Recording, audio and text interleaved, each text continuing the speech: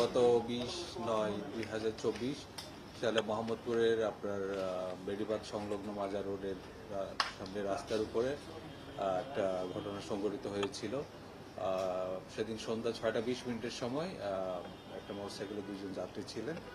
তাদের উপরে কিছু অজ্ঞাতনামা আসামি অতর্কিত হামলা চালায় এবং হামলা চালিয়ে একজন খুব গুরুতর জখম হয়। তাকে পরবর্তীতে হাসপাতালে প্রেরণ করা হলে রাত্রে প্রায় আপনার 2টার দিকে তিনি মারা যান। এই ঘটনা সংঘটিত হওয়ার পর থেকে আমরা বিভিন্নভাবে পুলিশি তৎপরতা অব্যাহত রাখি এবং এই 22 তারিখে এই সংক্রান্তে মোহাম্মদপুর থানায় একটি মামলা দায়ের করা হয়।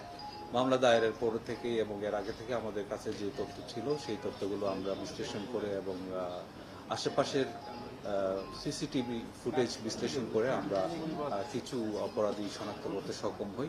তারই প্রেক্ষিতে গতকাল মোহাম্মদপুর থানায় এলাকায় অভিযান চালিয়ে মোহাম্মদপুর থানা পুলিশ কর্তৃক এই মামলার একজন আসামি মিরাজ মোল্লা তাকে গ্রেফতার করতে সক্ষম হই এবং সে প্রাথমিকভাবে ঘটনার সাথে সম্পৃক্ততার কথা স্বীকার করেছে।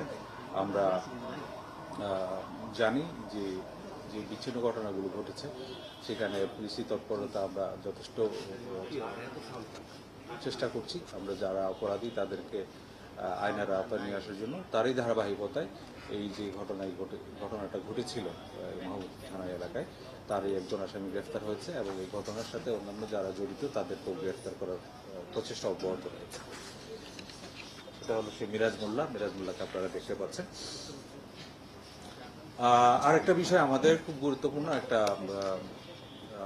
গ্রেফতার ছিল গতকাল, আপনারা ইতিমধ্যে জেনে থাকবেন হয়তো।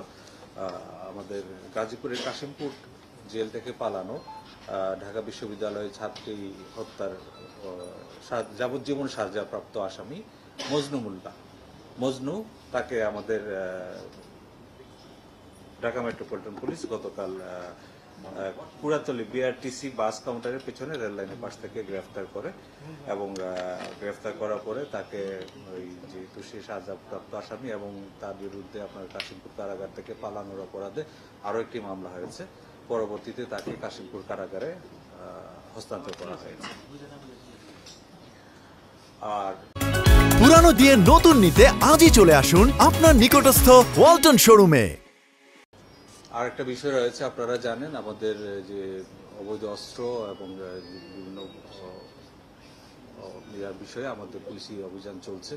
তার ধারাবাহিকতায় আমাদের যে গোয়েন্দা তথ্য এবং অন্যান্য তথ্যের ভিত্তিতে আমাদের ঢাকা মেট্রোপলিটন পুলিশের গুলশান থানা গতকাল একটা পিস্তল সহ 29 রাউন্ড গুলি এবং 38 রাউন্ড শটগানের কার্তুজ উদ্ধার করেছে। এটা উদ্ধার হয়েছে গতকাল আপনার দুপুরে গুলশানের মানারাত ইউনিভার্সিটি সংলগ্ন চেকপোস্ট 10-এর পাশে লেকপাড়ে ময়লার স্তূপ থেকে এটা পরিত্যক্ত অবস্থায় উদ্ধার করা হয়েছে। এই অস্ত্রটা হচ্ছে ওয়াল্টার PPK 7.65 পিস্তল। এটা জার্মানির তৈরি। এটা আপনারা সামনে আমাদের রয়েছে। এর ভিতরে আপনার গুলি পাওয়া গেছে আপনার 29 রাউন্ড এবং 38 রাউন্ড শটগানের গুলি। এটা ছিল আমাদের অন্যতম একটা গুরুত্বপূর্ণ রিকভারি। এর বাইরে আমরা দেখেছি আপনার যে উত্তরায় ছাত্র হত্যার অন্যতম আসামি মতি গ্রেফতার।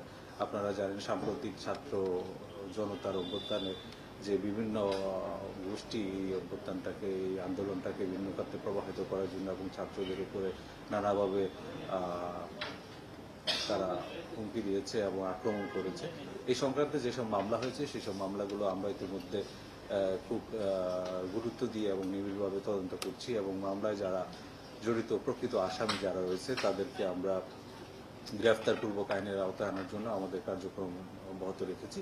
তারই প্রেক্ষিতে গতকাল মাইলস্টোন স্কুল অ্যান্ড কলেজের ছাত্র হত্যা মামলার অন্যতম আসামি মোহাম্মদ মতিকে গতকাল গ্রেফতার করা হয়েছে। তাকে রবীন্দ্র সরণির পাশে একটা ঘটনা যেখানে মাইলস্টোন কলেজের ছাত্র সঞ্জিত হোসেন মৃধা তিনি গুলিবিদ্ধ হয়েছেন এবং পরবর্তীতে মারা যান। এই হত্যা মামলার অন্যতম আসামি ছিলেন এই মতি, তাকে আমাদের ডিএমপি কর্তৃক গ্রেফতার করা হয়েছে। এছাড়া আরেকটা বিষয় আছে, আমরা জানি আপনাদের অনেকেরই কনসার্ন, সেটা হচ্ছে আমাদের ঢাকা শহরের ট্রাফিক শৃঙ্খলা নিয়ন্ত্রণ এবং এই সংক্রান্তে আমাদের ট্রাফিক কি পুলিশের যে গৃহীত ব্যবস্থা সমূহ কি কি। আপনারা জানেন যে বর্তমান পরিস্থিতিতে আমাদের যে ট্রাফিকের রাস্তাঘাটের যে শৃঙ্খলা সেটা নিয়ে আমাদের যে ঢাকা মেট্রোপলিটন পুলিশের ট্রাফিক বিভাগের পক্ষ থেকে আমাদের নিয়মিত কার্যক্রম চলছে এবং এই বিষয়ে যেন আপনার ব্যাটারি চালিত রিক্সা তারপরে অননুমোদিত রিক্সা বা কোনো কারণে যেন সড়কে চলাফেরা করতে না পারে সেই জন্য আমরা আমাদের নিয়মিত কার্যক্রম চালাচ্ছি। গত 21শে সেপ্টেম্বর এই সংক্রান্তে আমাদের যে অভিযানে যেটা প্রায় 734টি নিয়মিত মামলা রুজু করা হয়েছে এবং একই সময়ে প্রায় 31 লাখ টাকার মতো জরিমানা ধার্য করা হয়েছে এবং এই একই সময়ে 64টা গাড়ি ডাম্পিং করা হয়েছে এবং 35টি গাড়ি রেকারিং করা হয়েছে।